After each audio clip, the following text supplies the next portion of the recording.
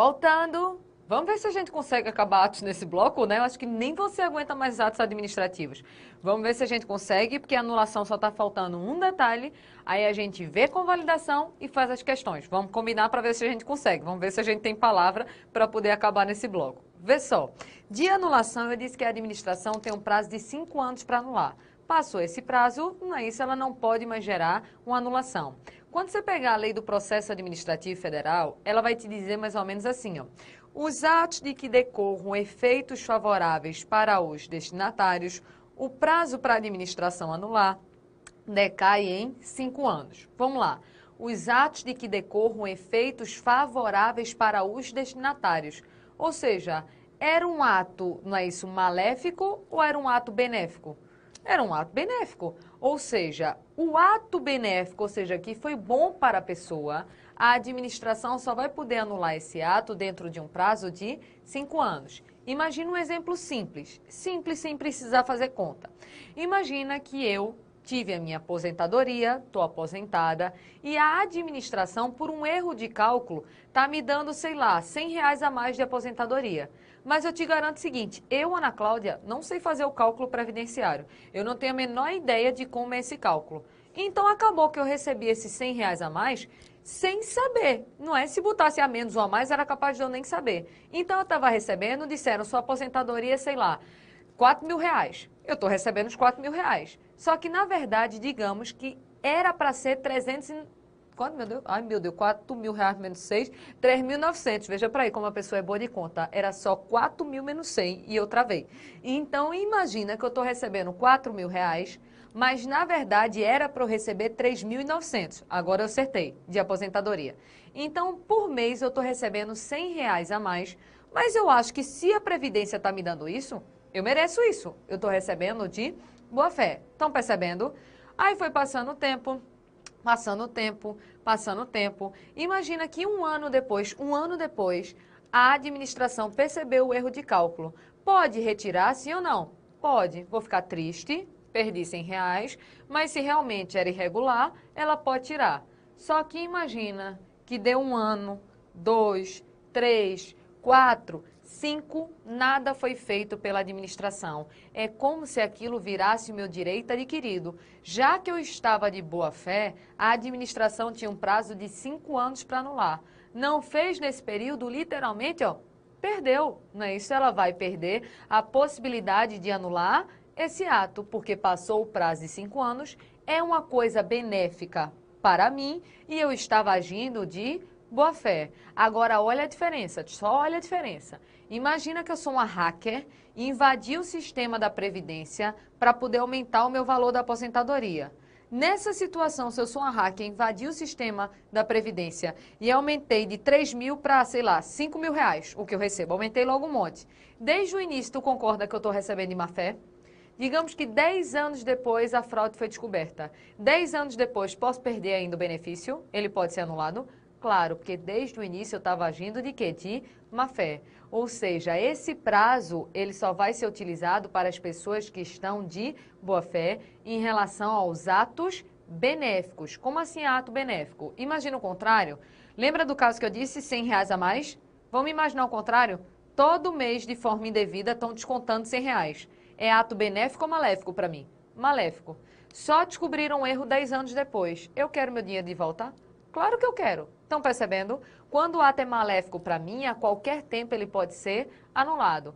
Agora, quando ele é benéfico, pode ser anulado dentro de um prazo de 5 anos. Vou te falar de uma questão da FCC sobre esse ponto daqui, que eu achei interessante e até deve ter dado ideia para algumas pessoas. A questão dizia mais ou menos assim, ó.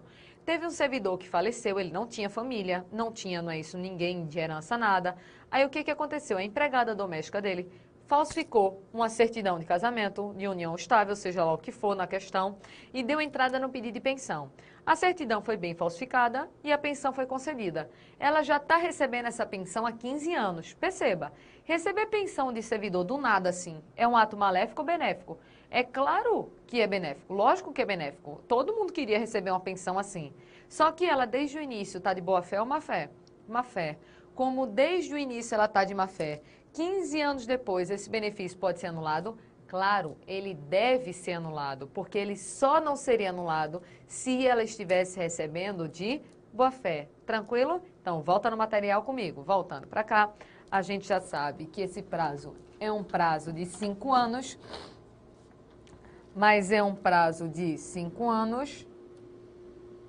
Deixa eu só botar a observação aqui do lado, em relação aos atos benéficos.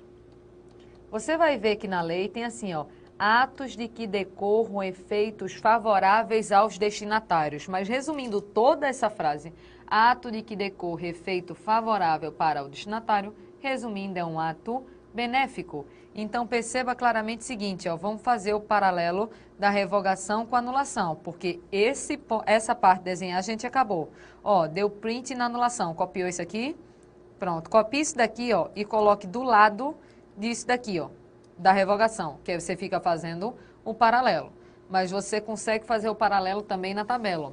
Enquanto na revogação o ato é válido, mas não é mais conveniente e oportuno, na anulação o ato é inválido. Na revogação, ela só pode ser revogada, um ato só pode ser revogado por um controle interno. Já a anulação, por um controle interno e externo. Na revogação, como o ato é válido, o efeito é ex nunc. Já na anulação, como o ato é inválido, de regra, o efeito é ex tunc. A decisão de revogar é uma escolha, então a decisão discricionária, eu posso revogar. Já na anulação, eu devo anular. Revogação, como é escolha, só atinge atos discricionários.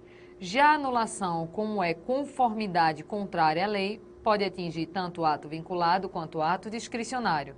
Não existe prazo para revogar, mas existe prazo para anular, que é um prazo de 5 anos, salvo se a pessoa estiver de má-fé. Beleza até esse ponto, pessoal?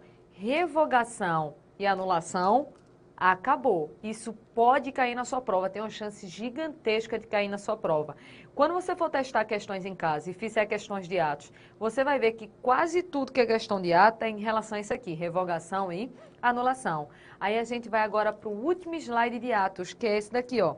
Só mostra aqui atrás de mim rapidinho, que é o tópico da convalidação. Perceba, olha o nome. Aqui tem um conceito, que logicamente dando crédito, eu tirei aqui, ó, foi do livro de Alexandre Maza, eu tirei um trecho do livro dele, estou dando crédito. Só que esse conceito, querendo ou não, ainda é um conceito que às vezes você lê e diz, poxa, não estou entendendo direito. Mas olha o nome, convalidar. Convalidar é tornar um ato o quê? Válido. Fazer uma convalidação é como se fosse fazer um conserto. Eu pego um ato inválido e transformo esse ato inválido em um ato válido. É isso que é convalidar. Só que, cá entre nós, você acha que tudo na vida tem conserto? Não. Tem irregularidade que é tão grande, tão grande, tão grande, que não dá para consertar. Então, a gente tem que saber o que dá para consertar e o que não dá. Ou seja, o que admite convalidação e o que não admite. Vem comigo que eu vou desenhar e esquematizar para vocês esse tópico aqui da convalidação. Não vou nem mexer nesse conceito aqui de Alexandre Maza, vou começar um desenho aqui, ó. Cadê? Pronto. Então, na convalidação vai acontecer mais ou menos o seguinte. Eu tenho um ato inválido, só que em algumas situações eu posso pegar esse ato inválido e tornar esse ato inválido em um ato válido. Quando eu pego um ato inválido e torno esse ato inválido em um ato válido, o nome desse fenômeno que eu estou fazendo é o fenômeno da convalidação. Então, convalidar é pegar um ato inválido e tornar o ato inválido em ato válido. Só que a gente tem que ver quais são os tipos de invalidade, ó. Existe a invalidade absoluta. Quando a invalidade é absoluta, a gente diz que o ato ele é nulo. E existe um outro tipo de invalidade, que é a invalidade relativa. Quando a invalidade é relativa, agora se diz que o ato ele é anulável. Então, perceba o seguinte, ó. Existe invalidade absoluta, existe invalidade relativa. Tu vai pensar comigo o seguinte, qual é o tipo de irregularidade mais grave? Invalidade absoluta ou invalidade relativa? É claro que a mais grave é a invalidade absoluta. Tanto que na invalidade absoluta não vai admitir o fenômeno da convalidação. Quando um ato é inválido de forma absoluta, ele não admite o fenômeno da convalidação. Porque a gente diz que esse ato ele apresenta um defeito insanável. O que é o defeito insanável? Algo que dá para sanar é algo que dá para corrigir. Então, se é insanável, é porque não dá para corrigir, não tem conserto. Então, quando o ato é inválido de forma absoluta, não tem conserto. Nasceu nulo, morreu nulo. Já quando a invalidade é relativa, vai admitir o fenômeno da convalidação. Admite sim, porque é a irregularidade mais simples. Aí aqui a gente diz que o ato apresenta um defeito. Lembra que defeito é irregularidade, vício, algum erro. Aqui o defeito ele é sanável. Eu, muito louca, botei o acento no lugar errado aqui, né, pessoal? Pronto. Então, o defeito é sanável. Então, veja que nem tudo tem conserto. Que eu tenho a invalidade absoluta, eu tenho a invalidade relativa, mas apenas admite conserto aquela invalidade mais simples, que é a invalidade relativa. Só que a grande questão é, como eu vou saber se um ato é inválido de forma absoluta e vai ser considerado nulo?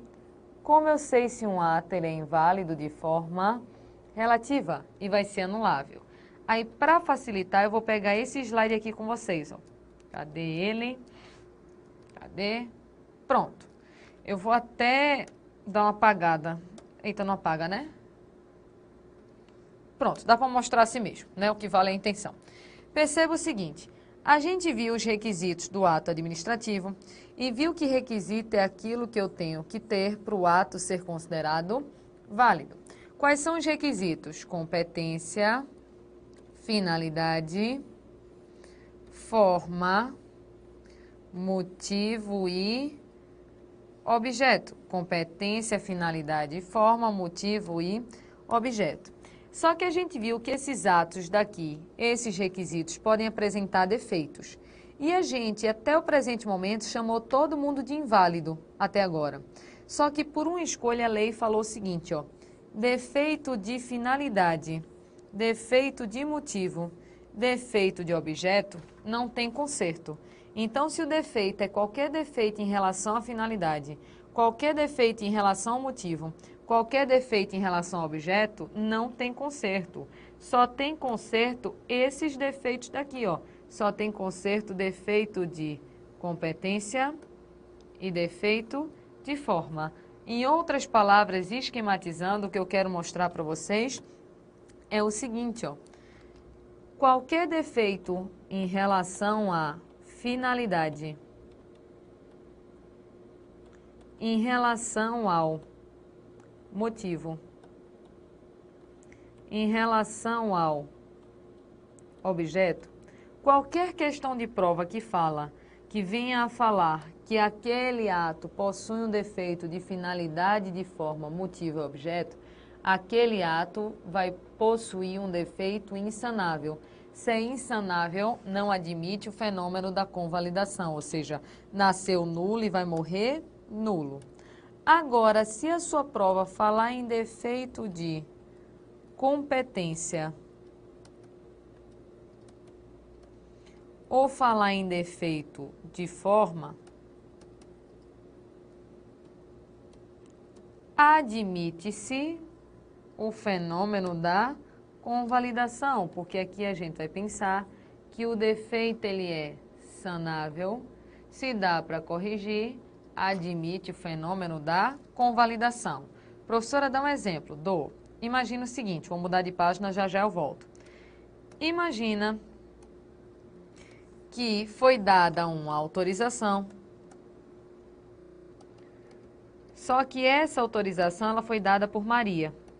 Só que tem um problema.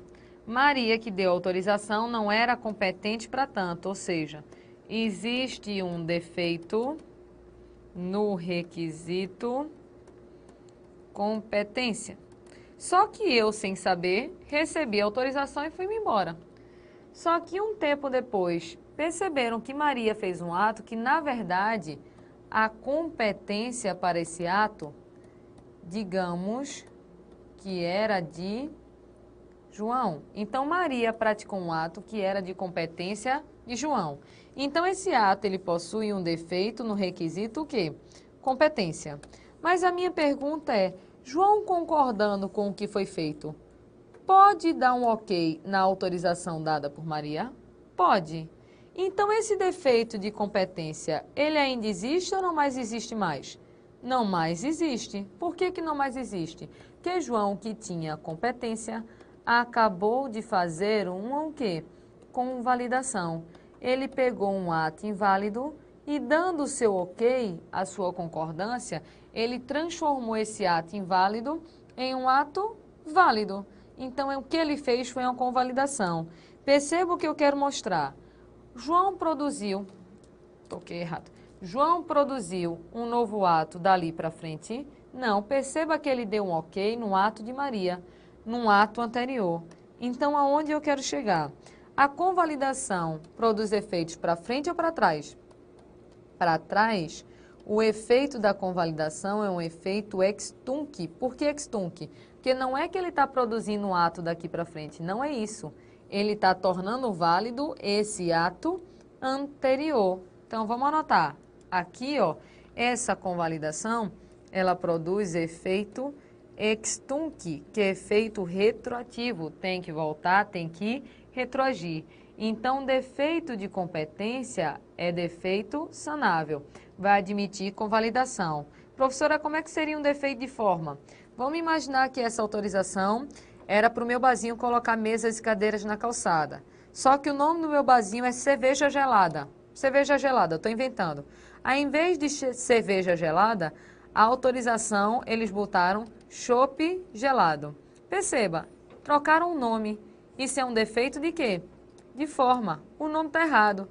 Mas depois, podem fazer uma retificação, ou seja, podem consertar e dizer que, na verdade, o nome era cerveja gelada em vez de chopp gelado? Pode. Estão consertando o ato anterior. Então, o que estão fazendo é uma convalidação. Até aqui, ok? Só que falta informação. Caiu na sua prova dizendo que defeito de competência, defeito de forma admite convalidação? Marque certo. Só que cuidado. Não vai admitir se a competência era do tipo competência exclusiva. E não vai admitir se a forma não admite convalidação, se a forma ela era necessária para a validade do ato. Então, vamos lá. Caiu somente defeito de competência e defeito de forma. Não admite convalidação ou admite? Admite, porque de regra, tanto competência como forma admitem convalidação, ou seja, admite conserto, defeito de competência e defeito de forma. Só que não vai admitir conserto se a competência é do tipo competência exclusiva. Deixa eu dar um exemplo aqui. Olha esse exemplo e vê como ele vai ficar diferente. Imagina que aqui há a autorização, o início é igual. Quem fez foi Maria. Só que digamos que unicamente quem poderia ter feito essa autorização fosse João. Maria não tem competente. Se só quem pode fazer é João, a competência de João é do tipo competência exclusiva, ou seja, ele não pode delegar a competência dele. Então eu te pergunto, se só João pode fazer esse ato, tem como ele tornar válido o ato de Maria? Não. Ele vai ter que anular o ato de Maria e ele, João, produzir uma nova autorização dali para frente. Estão percebendo? Se é competência exclusiva, você não tem como dar o ok num ato feito por outra pessoa. Você vai ter que anular o ato dessa outra pessoa e produzir um novo ato dali para frente. Olha a diferença da convalidação. Vamos mudar, ó. Na convalidação, você conserta um ato anterior. Nesse exemplo aqui, é como se João tivesse delegado para Maria e tivesse concordado, dado um ok no documento dela. Então, está convalidado. Agora, se a competência é exclusiva aqui, ó, não tem como o João dar ok em algo feito por Maria. Ele tem que anular e produzir um novo documento dali para frente. Aí também, ó, deixa eu voltar aqui. A forma de regra admite a convalidação. Só que não vai admitir se essa forma era necessária para a validade do ato. Como assim necessária para a validade do ato? Vou dar um exemplo muito simples. No Brasil, esses documentos oficiais, eles vão ser feitos na língua portuguesa. Imagina o seguinte. Imagina que foi feito um documento. Esse documento está todo escrito em inglês. É um documento válido ou inválido? Inválido. Está sendo inválido. Eu te pergunto, tem como posteriormente simplesmente dar um ok nesse documento, nessa licença, nessa autorização feita em inglês? Não. Só me resta uma única opção. Eu vou ter que anular todo esse documento em inglês e produzir um novo documento todo em português. Por quê? Porque português é essencial para a validade do ato. Então, eu não estou convalidando. Eu estou produzindo um novo ato dali para frente. Professora, então como é o resumo? O resumo é exatamente isso daqui, ó, que pode aparecer na sua prova. Na sua prova vai cair assim: a convalidação é a possibilidade que a administração tem de consertar os seus atos, certo ou errado? Certo. Só que aí vamos para algumas opções. Até deixa isso daqui atrás aparecendo, só vou falar com vocês um pouco.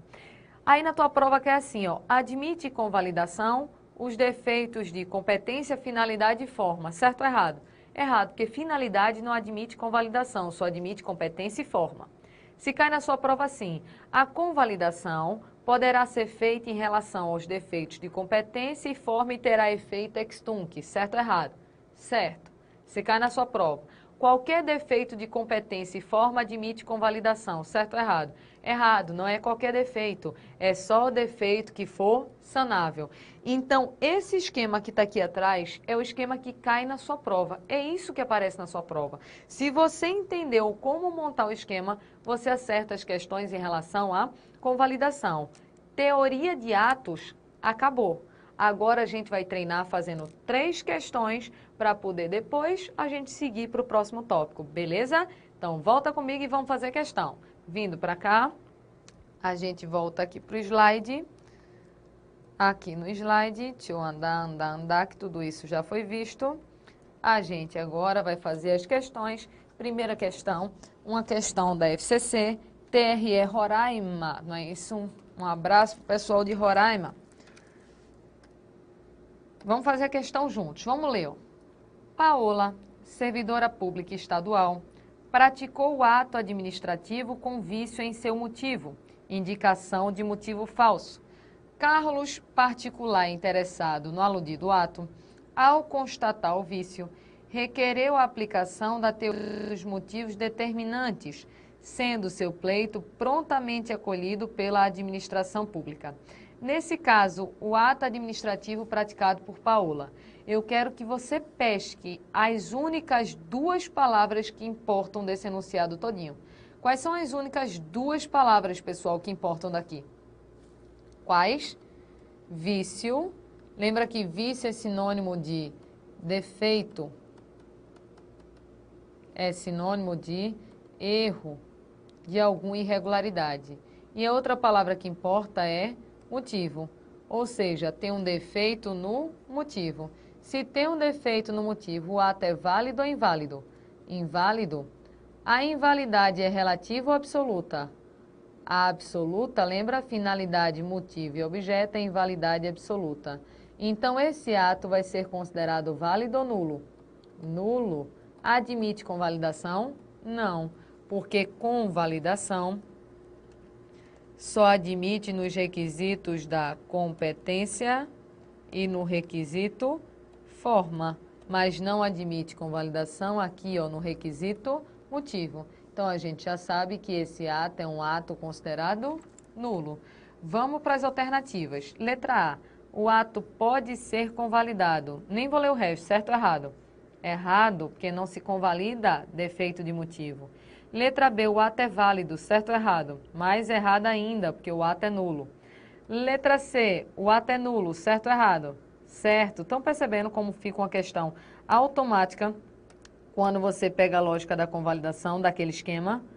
Vê a letra E, o ato pode ser convalidado. Pode ser convalidado? Não, porque eu só posso convalidar defeitos de competência e forma. E letra E, o ato é válido, mais falso ainda, porque o ato vai ser considerado nulo. Estão vendo que a questão é enorme, mas é só para te assustar, só para confirmar a resposta correta, a letra C. Tranquilo? Vou para a segunda, uma do CESP. Ó.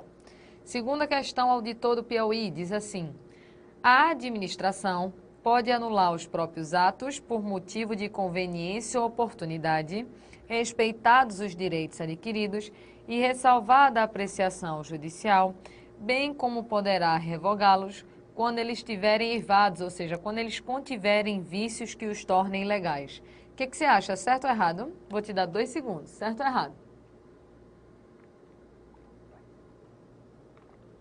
Olha as palavras-chave, ó. Anular por razões de conveniência e oportunidade e revogar por motivo de ilegalidade. Isso está certo ou está errado, pessoal? Errado. Por quê, pessoal? Porque está exatamente trocado. Se é conveniência e oportunidade, não é anular. Aqui deveria estar escrito revogar. E se o ato é ilegal, não é revogar. Aqui deveria estar escrito anular. Então, a questão está exatamente trocada. É por isso que o gabarito dessa questão de auditor do Piauí, ele é errado. Tranquilo? Saideira de atos. Vamos nessa terceira questão. Olha o que diz aqui, ó. Os atos administrativos são emanados de agentes dotados de parcela do poder público e, por isso, estão revertidos de certas características que os tornam distintos dos atos privados em geral. Nesse contexto, é correto citar o atributo da, ou seja, uma questão que ele só quer saber dos atributos. Lembra quais são os atributos? Presunção de legitimidade, imperatividade, alta executoriedade e tipicidade. Só isso que ele quer saber. Vê a letra A. Fala em atributo da retroatividade. Esse atributo existe? Não. Mas vamos ler, só para ver o que ele diz. Retroatividade, que faz com que o ato retroaja a data em que ocorreu o fato que motivou sua edição. Isso aqui existe, minha gente? Não, não existe esse atributo da retroatividade. Já pode cortar. Letra B fala em atributo da imperatividade. Esse atributo existe? Existe. Vamos ver se o conceito está certo. Diz que esse atributo da imperatividade faz com que o ato seja cogente. Cogente quer dizer obrigatório, imposto. Então, de que a imperatividade faz com que o ato seja obrigatório somente em relação às pessoas que forem intimadas do ato. Imperatividade é isso? Não. Imperatividade é o administrador poder praticar o ato independentemente da concordância de quem? Do particular. Não fala nada disso de pessoa que foi intimada do ato. Ele é obrigatório para qualquer particular que tiver em posição de inferioridade em relação ao interesse coletivo. Vamos à letra C. Fala de atributo da alta executoriedade. Esse atributo existe? Existe, mas bora ver o conceito. Por meio do qual o ato administrativo pode ser posto em execução pela própria administração pública sem necessidade de intervenção do Poder Judiciário. Está certo ou errado, pessoal? É exatamente o conceito da autoexecutoriedade. Com a autoexecutoriedade, o administrador pode praticar o ato independentemente de autorização judicial. Resposta correta já é a letra C. Perceba que a letra D e a letra E falam em atributo da autotutela e continuidade. Esses atributos não existem. Mas vamos ver aqui, não existem como atributos, tá certo? Existe o princípio da autotutela e o princípio da continuidade do serviço público, mas não tem nada a ver com atributo, tá? Mas vamos ler o conceito. Letra D. A autotutela, por meio do qual o ato administrativo somente pode ser imputado ao particular a partir da decisão judicial que ratifique a legalidade do ato. Minha gente, nem lê, tá? Porque isso aqui não tem nada a ver com nada. A autotutela é simplesmente a possibilidade de existir um controle interno.